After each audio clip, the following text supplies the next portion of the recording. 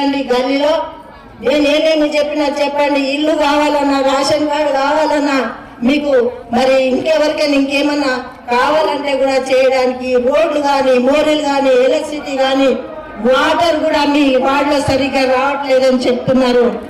జగ్గారెడ్డి గారు మాంజిరా pipe line మీ ఇంటింటికి గల్లీ గల్లీలో వేయడానికి మరి చెప్పడం జరిగింది. మరి మనం బతకాలంటే మంచి నీళ్ళు కావాలి కదా.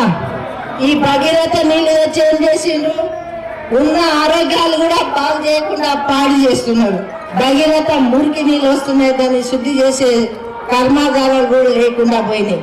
మాంజిరం అని పక్కనే ఉంది, మన నెత్తికాడనే మాంజిర పెట్టుకొని నీళ్లు తాగలేము. కాబట్టి గతంలో జగ్గారెడ్డి గారు ఎమ్మెల్యే ఉన్నప్పుడు ఇంటింటికి నీళ్లు తాగడం జరిగింది.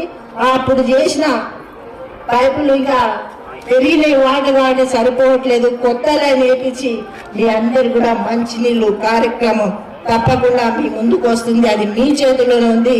మరి మీరందరూ కూడా ఏవి మాటలు నమ్మకుండా, మాయ మాటలు నమ్మకుండా, మీ మనసులో ఉన్న మాటను ఒకటి పెట్టుకోండి. చేతి గుర్తు ఓటేయాలి. మన తులసిని గెలిపించుకోవాలని కోరుకుంటూ మరి సెలవు తీసుకుంటున్నా.